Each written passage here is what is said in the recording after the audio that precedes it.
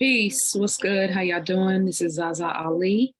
Today is Saturday, March 4th, 2023. I pray that this message reaches you all in the best of health, spirit, and mind. I'm doing very well. Thank you. Busy in the lab. And this is a new series that I'm going to be presenting on a continuous basis to my membership channel, the ZaZa Ali exclusive membership channel, Quantum Conversations. These will be 30-minute videos. I'm going to really hone in on my time and focus on making these short videos, focusing in on one subject, one topic, something that I consider moving us into the quantum direction, even though we're always in the quantum direction, but the understanding and then intentionally moving into the quantum direction with the intention of inspiring us to start reaching for the magic. Because there's a lot of chaos and insanity and, weird shit happening on our planet right now. But there's also always magic and it's always accessible for us. And I may have said this in a video before, I'm not sure, but I get bored a lot in this world. And I always have since I was young. And it's taken me time to really, see that in myself and learn when I start or observe within myself when I start getting that itch, so to speak, in terms of, okay, I need spiritual stimulation, I need mental stimulation. Because a lot of times what happens is there are aspects of us as mental, spiritual, emotional, and physical beings that are not being tended to, that are not being nurtured and guided and properly, cultivated. And so they become dormant. And, in The Alchemist, Paulo Coelho, one of the important passages in that book was when I think it was the king, I can't remember for sure who was telling Santiago this, but he was basically saying, or maybe it was a crystal shop owner, when, your heart is constantly talking to you, constantly trying to converse with you and guide you. But if you stop listening, then the voice is going to get, lower and lower and lower or lesser or quieter. So that's why part of the reason why I wanted to start with this first topic of the voice, because this is a very critical and important conversation to be having in this moment. Let me make sure I talked all of my, did all of my announcements before I get into this, because time is going to go by really quick, as it always does. As a reminder, Ancient People, a social studies and history textbook, which covers Queen Liliuokalani and Hawaii's last monarchy, African presence in Asia, the Kandakis of Ethiopia, Hatshepsut in the 18th dynasty, the Moors in Spain, and so much more. This is a 275-page full color textbook that I wrote about Black people, Native people, Indigenous people, melanated people, the original people of the planet that I'm giving to the world. So this book is now available to be reserved. We will be shipping our first print sometime around the third week of March. Super excited. If you want more information about that, you can go to my website or you can email me at info@zazaali.com. So I want to start with this passage. And of course, hopefully everybody listening to me knows I always forget to promote my stuff. I don't forget, but I've been putting a lot of content up online, but I've written 6 books, 7 now, but 4 metaphysics workbooks, 2 books, Black Matters Volume 1 and 2. All of that information is available on my website. I want to start with a quote from Greg Braden, The Divine Matrix, just to kind of start, set the tone for the conversations in terms of quantum conversations. In his book, The Divine Matrix, on page 61, this is one of my favorite books. I refer to it all the time. He says, quote, in 1854, Chief Seattle warned the legislators in Washington, D.C., how the destruction of North America's wilderness had implications that would reach far beyond the current time and threaten the survival of future generations. With a profound wisdom that's as true today as it was in the mid-19th century, the chief reportedly stated, quote, man did not weave the web of life. He is merely a strand in it. Whatever he does to the web, he does to himself. The parallel between Chief Seattle's description of our place in the web of life and our connection to and within the divine matrix is unmistakable. As part of all that we see, we're participants in an ongoing conversation, a quantum dialogue with ourselves, our world, and beyond. Within this cosmic exchange, our feelings, emotions, prayers, and beliefs at each moment represent our speaking to the universe, and everything from the vitality of our bodies to the peace in our world is the universe answering back. And that, you know, passage is important because, you know, we say there's a spiritual and a physical counterpart to everything. Well, that's a perfect example of that. The physical counterpart in terms of our voice is you hear me talking now, how we communicate, okay, how we talk to one another, right? Am I speaking loud? Am I speaking soft? You know, is my voice, you know, high pitch, low pitch, tone, etc. That's the voice that we, on a physical plane, how we consider it. On a spiritual plane, our voice is that inner voice. Like people tell me all the time, or I see people, you know, saying things or in other or hear about conversations where people say, you know, I always respected the fact that you weren't afraid to speak your voice, to let your voice be heard. What voice is that? They're talking about whether they know it or not, whether we know it or not when we say it. We're talking about speaking your truth. And so that voice can be expressed through writing, it can be expressed through conversation, it can be expressed through text, right? So that's a deeper level of self-expression, soul expression, so to speak. Your voice, your inner being, your guide, your consciousness, your mind, right? Your mind being a macro that is connected to and a part of the macro mind, the divine mind, God's mind, right? Because how could God produce anything other than itself? So with Greg's backdrop here, because what we're going to do is what's important to me in these conversations is that we can use real time, real life situations as examples to have higher sort of quality, higher level conversations. Like I said, we want to start reaching for the magic. And I feel like the vibration on social media and on the airwaves. I'm going to put this first video up on YouTube, by the way, just to promote to promote my membership channel. So you guys can see what I have going on, and will continue to be the type of quality, the type of content, excuse me, that will be available on my site. So if you ever come to my YouTube channel or one of my pages and you can't find me, just know that I'll be doing this. This is the type of content that is going to be available moving forward. There's a lot of words being used on social media. Think about this. Remember, we're qualifying those two voices. How many words are spoken in video, in DMs, and how many words are typed, right? There's a lot of talking going on, but there's not a lot of movement and momentum in terms of personal power.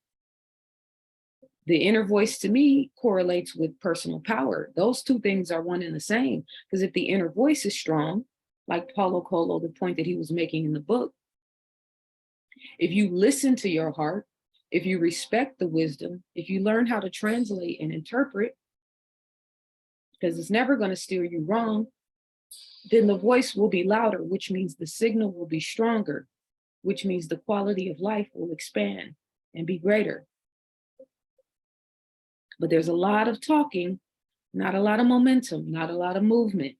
I mean, we could look at the last 3 years just to, prove that point. We're in this new age thought in terms of spirituality, in terms of consciousness, and yet 6 billion of our fellow human beings slip right through our hands. I know all things work for the greater good. I know that, there's a bigger divine plan. But to me, as a soldier of God, of the creator of the universe, whatever you want to call it, that's not a win. When we couldn't use our voices and our platforms, our frequency, our signals weren't strong enough. We weren't vibrating strong enough in order to affect the people that we love around us. Now, again, there's a physical and a spiritual counterpart to all of this. That's the physical part. Obviously, I haven't given up on humanity. I'm still doing this. Still trying. But the spiritual counterpart is I came here with a divine mission. I know what my mission is because I can tell by the things that I love to do. I can tell by my desires because my heart is still operating strong. So I'm still in contact and in touch with that inner voice. So when Greg Braden talks about this ongoing conversation, a quantum dialogue with ourselves, our world, and beyond. Within this cosmic exchange, our feelings, emotions, prayers, and beliefs at each moment represent our speaking to the universe. And everything from the vitality of our bodies to the peace in our world is the universe answering back. We know that the majority of human beings are not in alignment and in contact with that inner voice because depression is at an all-time high.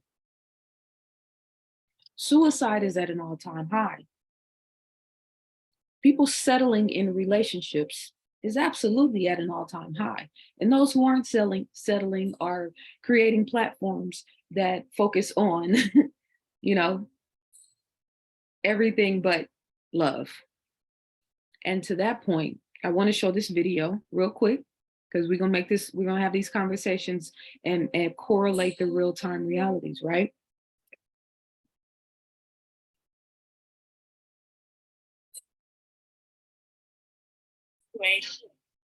Just like your dad. You don't do shit and you never gonna amount to shit. All you ever do around here is eat, sleep, and shit. Look at this place.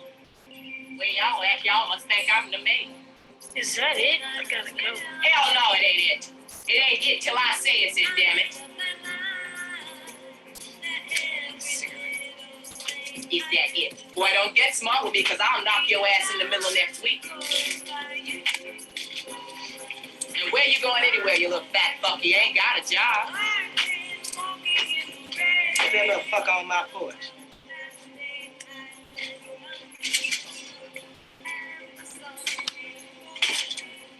Oh. You serious, this little boy, huh? Yeah, boy, you look more and more like your dad every day. So tell me something. How come your dad don't come over here and play cards with us no more? I don't know. I know he don't think he's better than the rest of us. Must be too busy shooting at people.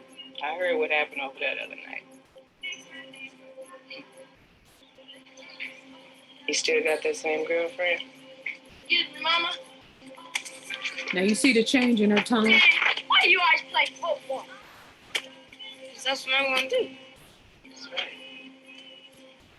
You see the change in her tone, her facial expressions, her frequency, the way she is mean-spirited and catty towards Doughboy, and she's loving and nurturing towards her other son, Ricky. And we're not going to turn this into another list of why you have the excuse to hate Black women, because the same sentiment and degrading language that she uses in this piece, and that certain women use all the time, is absolutely embedded in most hip hop, not all, most rap music today. It's just got a catchy beat behind it and some catchy lyrics. But in terms of how we speak to women in our lyrics, female rappers and male rappers, it is very dysfunctional. It is very detrimental to the average person's well-being. So, and I wanted to do this video specifically because we hear so much about the power of music. Everybody talks about the power of music, right? We're all kind of in agreement with that, but most people aren't musicians. Most people don't do music. They listen. We have music aficionados, those of us who love it, but we're not actual musicians. And so it gives this false sense of you have to be in the music business or be a musician in order to tap into this energy. No, because the thing that really heightens the impact and or power of the music is the voice. So in his book, the mysticism of sound and music, Hazrat Inayat Khan, this is one of my favorite books. There's a Q&A at the end of this particular chapter called The Voice. I'm going to read some more passages, but I'm skipping forward to start with this question. This is at the end of the chapter. Question: which is more powerful, to say something mentally or to say it out loud? Answer: if you say it mentally and do not speak, it is powerful. If you speak and do not say it mentally, it is powerless.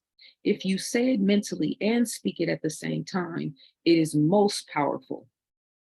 So you see this energetic projection that just happened between this woman and her two sons. And of course, we know Doughboy ends up being, a drug dealer, a killer, and Ricky ends up being, a promising football player up until his untimely demise, right? So my thing is, for us Black people in America, African descendants, melanated people here, original people, all of the original people of the planet, but Black people in America in particular, because we've been through a very specific experience that has qualified and cultivated 5% of us to be ready and to stand in our power for this moment.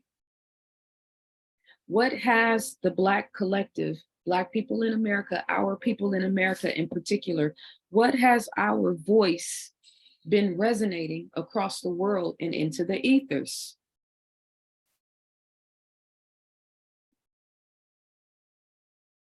You know how people say, I've done so many consultations where people tell me, I just feel lost. I don't know what to do with my life. I don't know what I want to do with my life. I need to find my voice. How do you lose your voice? That's that, I don't feel connected to God. I don't feel connected to depth. I don't feel my purpose. I'm just walking around here like a, in a robotic space, which is where this culture and the society wants us to be. But that's the voice, and then the inner voice. The inner voice must find a way to shine. The inner voice must find a way to be heard. The inner voice must find a way to express through creativity, through song, through dance, through writing, through traveling, through wandering, through experiencing, through solitude, through meditation, through conversation, through acts of love, acts of services, being present, being mindful of how you treat yourself and how you talk to yourself, because the most critical, most important voice, and this is a very simple thing, but to me, this is what's setting off a whole revolution and continuity of experiences on the ground and in the heavens. How you speak to yourself, how you talk to yourself. You think Doughboy's mother's voice wasn't running around in his head nonstop when he was in the streets, finding ways to get in trouble, finding ways to get high, finding ways to escape? This is a perfect correlation or metaphor to me of the conversations online between Black men and women about relationships.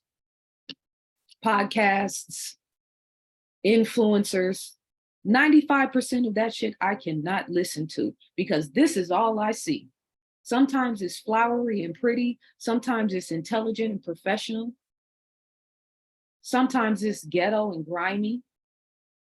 What are we producing and qualifying, well, not qualifying, what are we producing and expanding in terms of how we talk to one another and how we handle one another, and the greater impact on the collective consciousness? Because we have a special duty during this time on the world, on the planet. Some people know exactly what I'm talking about, and some people are not going to have a clue what I'm talking about. I want to emphasize, I'm especially focused in on those of you who know what I'm talking about.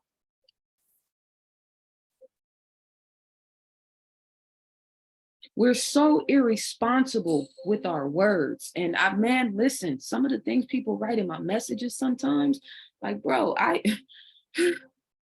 just reckless, mean-spirited. Somebody commented on my video, and I hope you're watching, by the way. This female bought an ebook, okay? The ebook was emailed to her immediately when she purchased the book back in 2021. Out of nowhere the other day, she comes and calls me a bitch and says I scammed her for a book. I mean, just talking super greasy. We're irresponsible with our words. We're irresponsible with one another. We constantly mishandle one another. And I don't take that personal, because if she talks to me like that, I can only imagine how she handles herself. A simple email could have solved that whole situation. How do you sound to yourself in your mind? What do you think your reputation is to the people that you interact with consistently in your job, in your business, in your employment, in your education environment, socially, communally? How do people receive your voice, your word?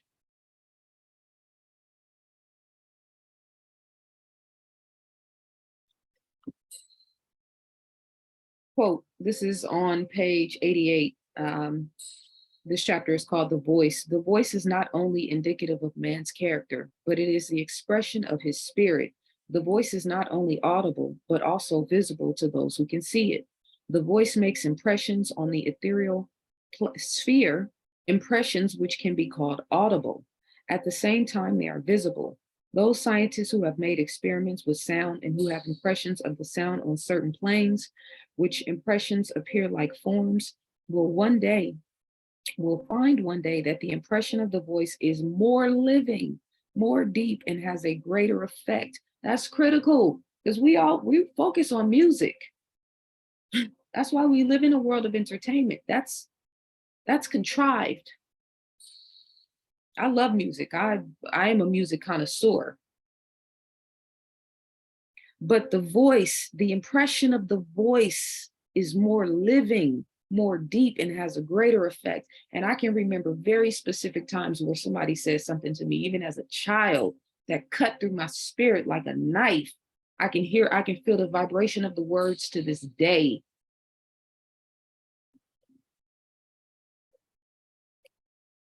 The most disrespected person in America is the black woman. The most unprotected person in America is the black woman. The most neglected person in America is the black woman. And as Muslims, the Honorable Elijah Muhammad teaches us to respect our women and to protect our women. Then the only time a Muslim really gets real violent is when someone goes to molest his woman. Now, I understand the sentiment behind what Brother Malcolm was meant, and I think that was a very important message during that timeline, obviously. I don't think that this is a sentiment that we should be using moving forward. This is a prophecy. This is a statement that we project into the ethers. This is an imprint that we're leaving on the superconscious mind of the universe, and the universe is mirroring it back to us. The black woman is the most disrespected, unprotected, etc. I think we should stop saying that.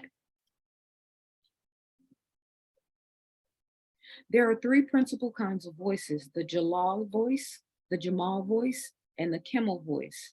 The Jalal voice indicates power, the Jamal voice indicates beauty, the Kemal voice indicates wisdom. Now let me pause for a second there, because where am I at on time? I'm at 24 minutes.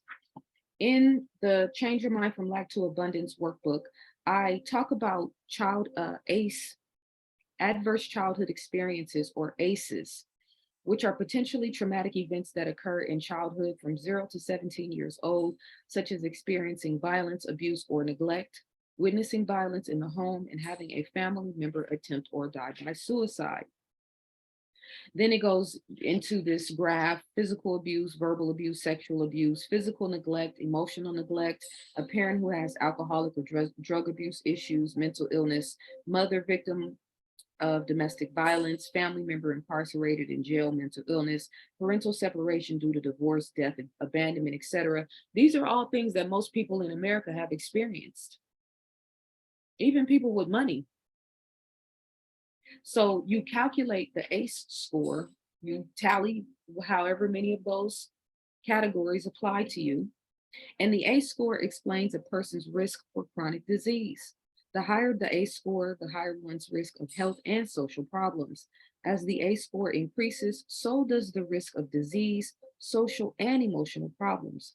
With an ACE score of 4 or more, excuse me, things start getting serious. Meaning, if you have 4 or more of those traumatic experiences during the ages from 0 to 17 years of age, the likelihood of chronic pulmonary lung disease increases 390%, hepatitis 240%, depression 460%, suicide 1,220%. Now, on the surface, because remember, we're dealing with the physical and the spiritual. On the surface, we may say, well, yeah, a person starts drinking alcohol or probably doesn't have a healthy diet. And so, lifestyle affects the overall condition of the body, et cetera, et cetera. And then you eventually snowball into one of these categories. Yes, on a physical level. On a spiritual level,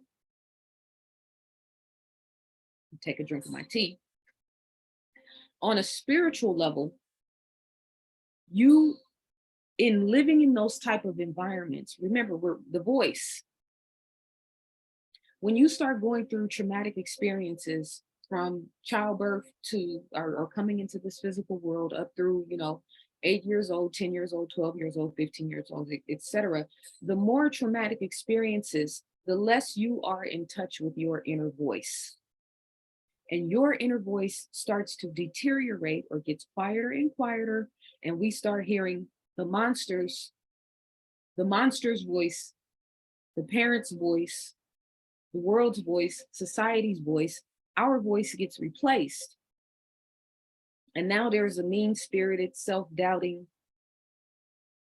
fearful, self-sabotaging replacement. It's not us, it's them. That's how I learned to have real grace with myself and mercy for myself. Because when I really started to look at my upbringing and my childhood, and I really started to realize how many people mishandled me, people that were supposed to be looking out for my well-being and taking care of me. And I've explained the difference between mishandling and mistreating. For lack of time, we won't get into that. But the point is, this voice that is either instilled with us as a young child to complement inspiration and confidence, and you can do anything, the world is your oyster, go out and explore, live, love, laugh, right? There's no limitation, you can do whatever you want. Remember, Malcolm X said one of his teachers, a white teacher, told him he could never be a lawyer. His people wouldn't support him. He would be better off as a carpenter. He ended up being a pimp. Yes, he became one of the most powerful orators and leaders and teachers and greatest minds of our time, but he was a pimp at first and was robbing people. So her voice stuck with him. And a lot of us are walking around with holes in our hearts, with voids on the inside that we, scratches that we can't really itch, that I'm lost. I'm trying to find my voice. How do you lose track of your voice?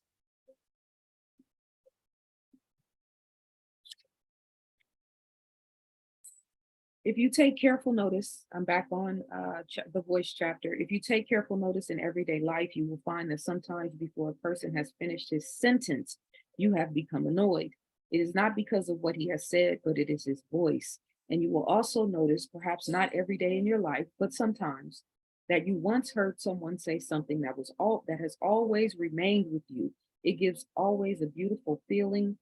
It is soothing, it is healing, it is uplifting, it is inspiring. I know the power of the word because not only because of the impact that people tell me that my voice has had in their lives, but because of the impact that the great minds that I'm constantly talking about. If I read a person's book, I'm having a conversation with that person, soul to soul. So I am interpreting and analyzing and dissecting their voice through their words. A doctor coming to see a patient may, by his voice, frighten the patient and make him more ill if his voice is not harmonious. Another doctor may, by his voice, treat the patient so that before the medicine is brought in, he is feeling better. The doctor gives the medicine, but it is his voice within him, but it is the voice with which he comes to the patient that counts. There are 5 different qualities of the voice, which are connected with the peculiar character of the person. The earth quality of the voice is hope-giving, encouraging, tempting. The water quality is intoxicating, soothing, healing, uplifting. The fire quality is impressive, arousing, exciting, horrifying. At the same time, it is awakening, because very often warning is given in the voice of the fire quality. The use of the words tongues of flame in the Old Testament is narrative of that voice and word of that voice and word, which were warning of coming dangers. It was alarming for the people to awaken from their sleep, to awaken to a greater consciousness, to a higher consciousness. Then there is the air quality of the voice. It is uplifting, raising a person, taking him far, far away from the plane of the earth. And then the ether quality of the voice is inspiring, healing, peace-giving, harmonizing, convincing, appealing. At the same time, it is most intoxicating. Every Jamal voice, or Kamal voice has one or another of these 5 qualities predominant in it. And according to that, it creates an effect. The most wonderful part in the study of voice is that from the voice, you can find out a man's particular evolution, his stage of evolution. You do not need to see the person, just his voice will tell you where he is, how far he has evolved.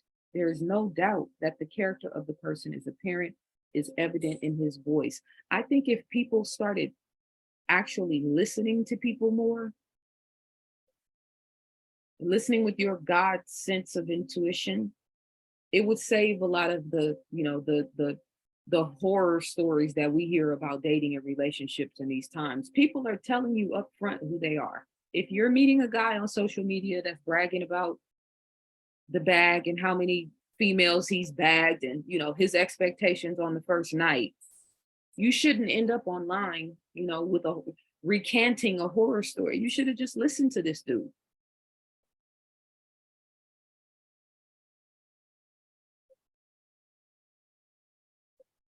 I listen to people intently. And as you fine tune, it's that superpower, because it's absolutely a superpower. It's really why I'm so good at helping people in consultations and with my clients, because I listen very, very intently. I write down mostly everything that they say, because I can see the pattern of how they think and how they approach the world based on how they talk uninhibited. Tell me where you want to start, and we'll see where you start, the middle plane, and then the ending. Organically.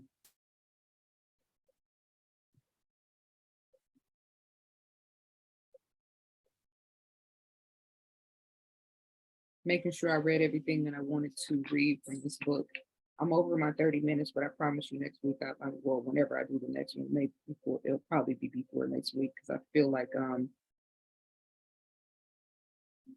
oh, okay, here it is. It is a most psychological occasion when you speak to one person or to many persons, because something is taking place which has its echo in the cosmos. No word ever spoken is lost, it remains, and it vibrates according to the spirit put into it.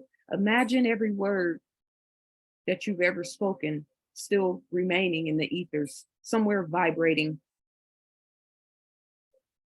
impacting something in your past, present, or future reality. Because when we talk about quantum, we're talking about it, the reality of being present.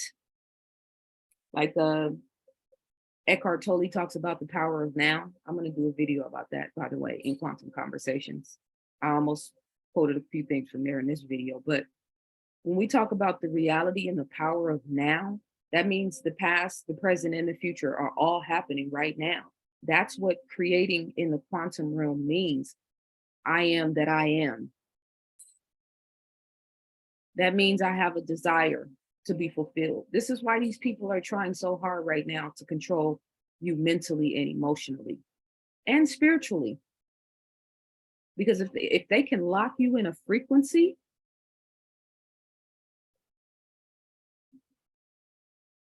you won't be able to create in the quantum realm, not because of their power, because your misuse or your misunderstanding of your own.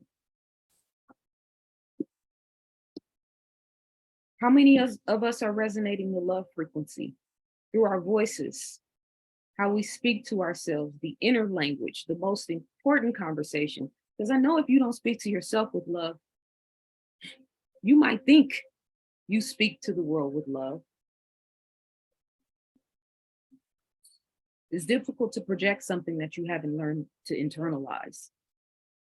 What is Black America, our voice, most prominent about? Racism and white supremacy. Thereby empowering in the quantum realm, racism and white supremacy. Are you a person of reason?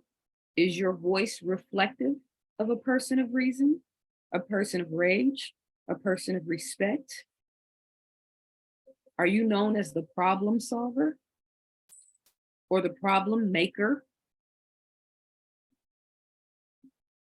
A person of drama or a person of peace? Self-awareness is being conscientious of how your voice is affecting those around you.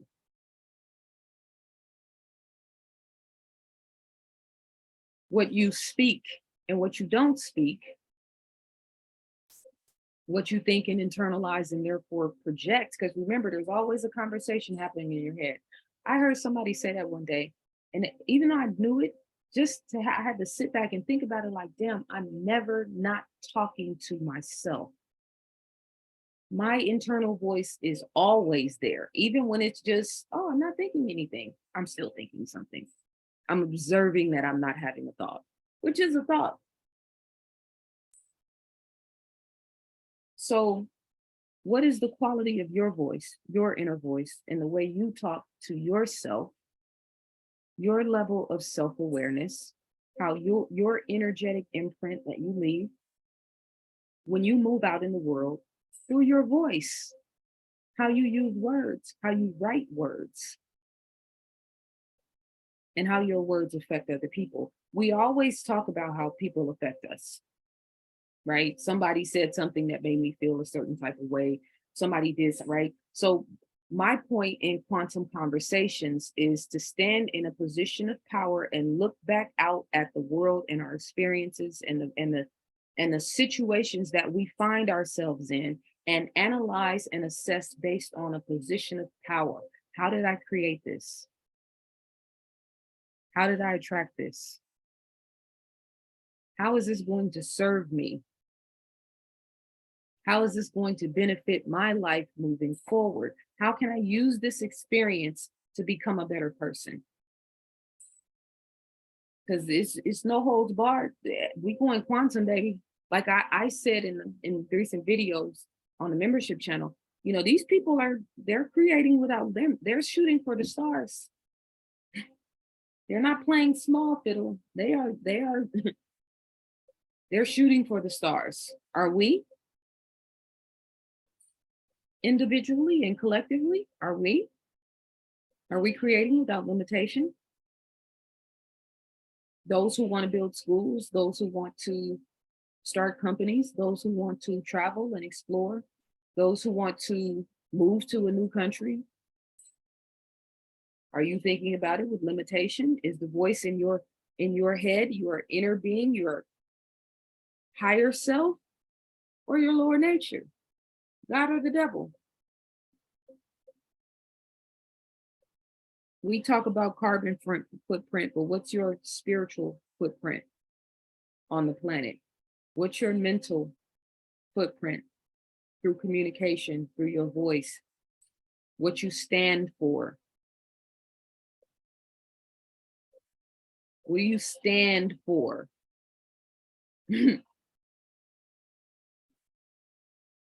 Emotional footprint, physical footprint. Are we leaving these environments in these situations and these relationships better off than when we came, to me, that should be the goal. We all require, each and every one of us, compassion. We require to be properly heard, to listen, to be listened to be loved, to be inspired, to be elevated. Those are things that human beings require to operate at a high capacity. Compassion, proper handling, communication, mental stimulation, spiritual stimulation, emotional stimulation, physical stimulation. Yes, all of those things.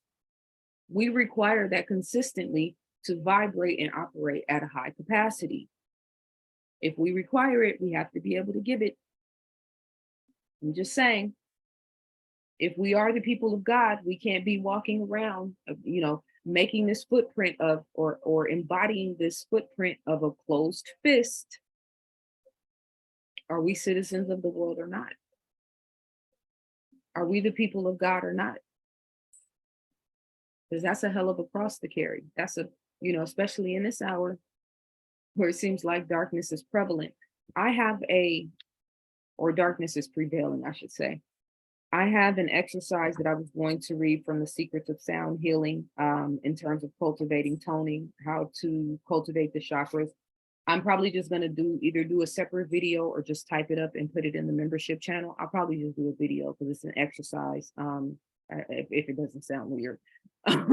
If I don't do the video, though, I will type it up and you guys can try it out on your own and let me know what you think. All right.